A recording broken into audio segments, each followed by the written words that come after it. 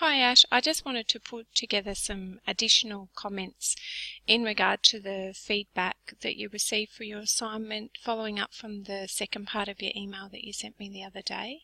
So I'll just go through, and while I've done this, I have reviewed your marks as well and found some more marks for you, which is good. So I will just go through this. I appreciate you taking the time to go through in such detail, and I guess when we want to review, or if a student wants us to review marks, which does happen at different times, it's really important to do what you've done, where you go through and really highlight the part of the criteria and the comments that were received, just relate them back to the rubric and demonstrate how you thought that you provided that. So that gives us a really good basis to have a look at the areas that you felt that you could have perhaps done better, and also really gives us an indication that you've had a look at the feedback as well.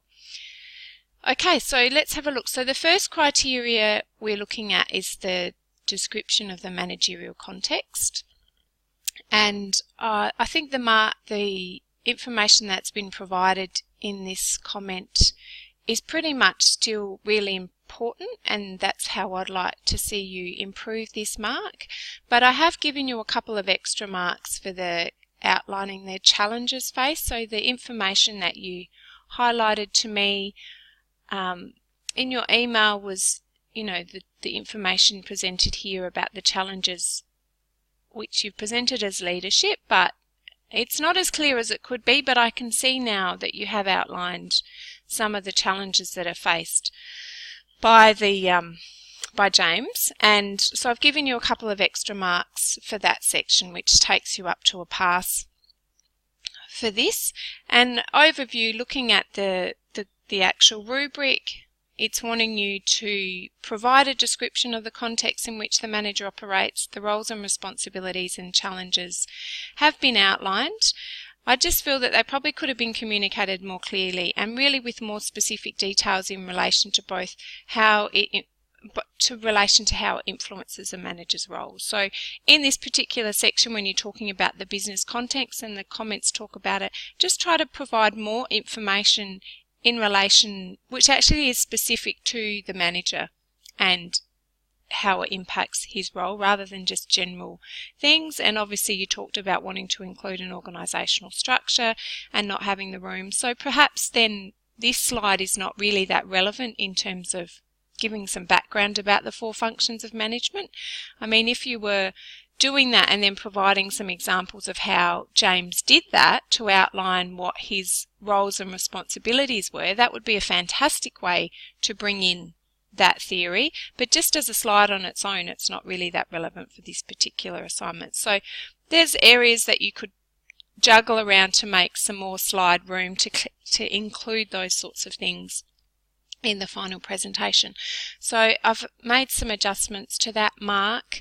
And I guess when you're outlining the manager's roles, these slides are really text heavy and don't communicate clearly what the role and responsibilities are. So I would like to see them probably condensed to 1 or 2 slides, and like I said before, really clear dot points and making some connections to the PULP framework as you're talking through those. So what I'd like to see, or what teams that did really well, is they had, roles and responsibilities of the manager, maybe 5 dot points, and some links to the different PULP functions that they did for each of those roles.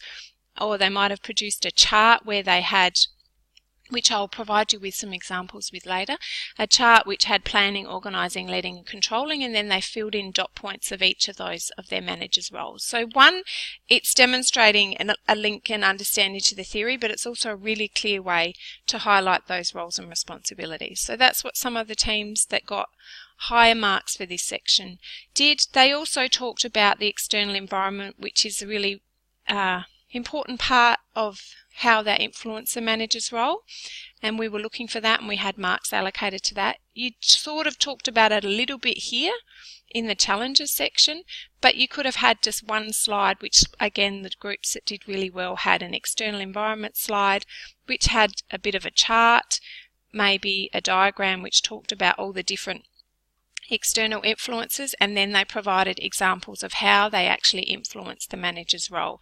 And that then flowed on to the next slide, which is the challenges. So a lot of those things that were discussed in these roles and responsibilities, the business context, and the external slide then come into a really clear, logical, and this is what these things all influence, and these are some of the challenges that the manager faces. Again, some really clear dot points and potentially some links to Polk framework as well of what the challenges are.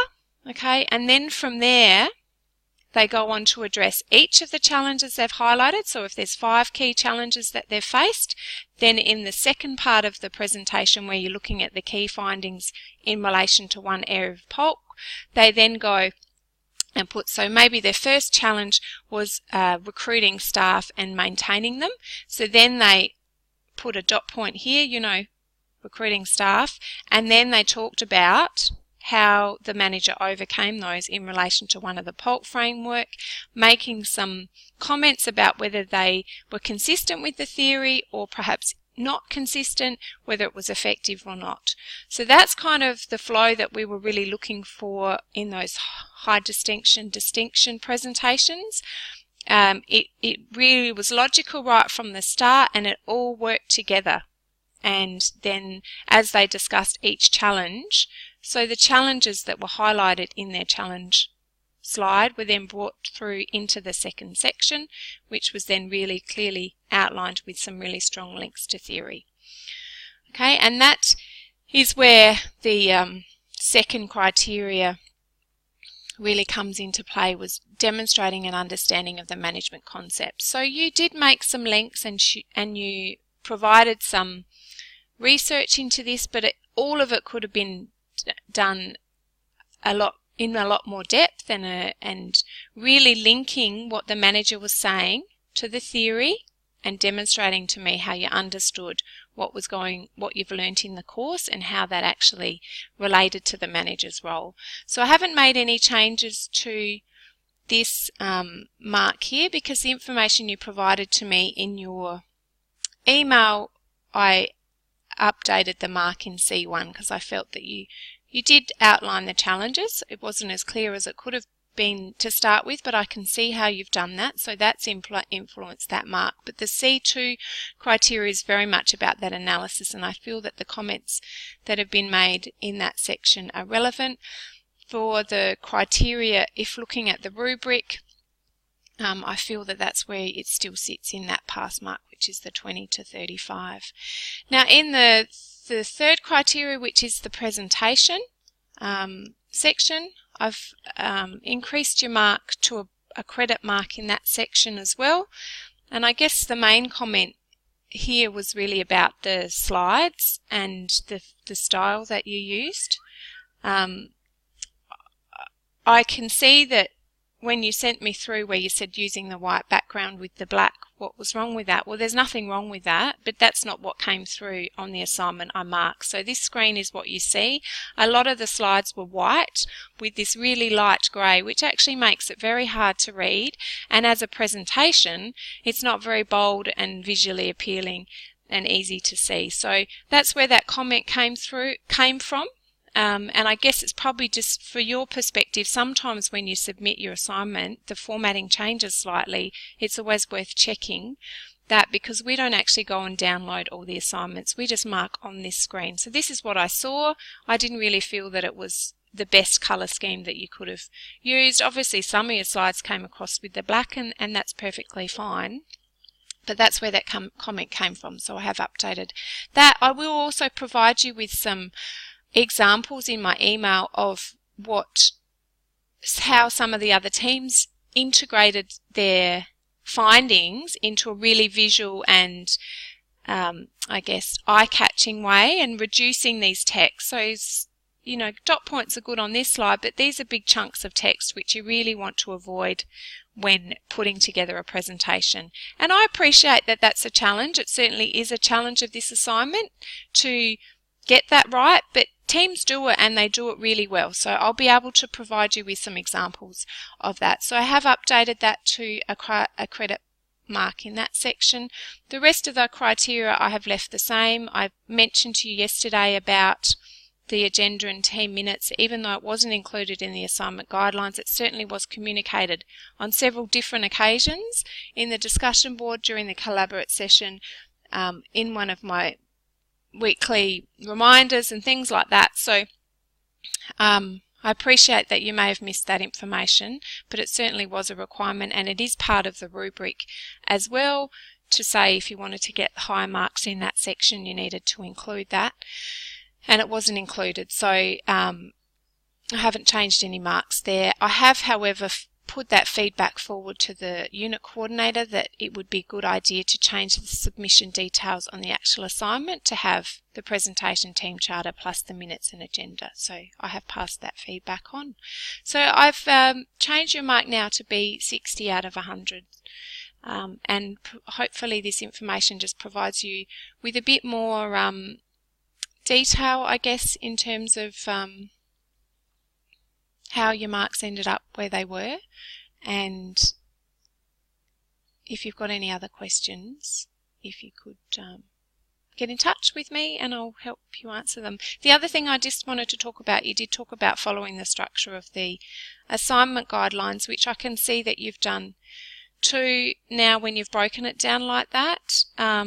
I guess there was some key things missing, or that wasn't as clear as I would have liked it to be, and as a logical, which is what I talked about at the start of this feedback, where it really flows. So some of the groups that got really high marks for the presentation, it just flowed beautifully into the next section. It didn't jump around and it was very easy to follow.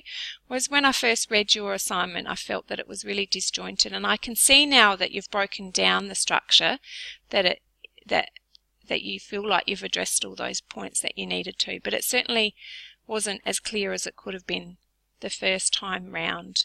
And as I said yesterday, we did sort of talk a lot about a bit more of a detailed structure in the collaborate session, and I posted that on the discussion boards and talked about that. So just keep an eye on those, I guess, in the future, because that's where a lot of information is posted to help you. Okay, I hope that helps, and please get in touch if you do require any other help. Okay, and I'll make those changes to those marks. Thanks, Ash. Bye.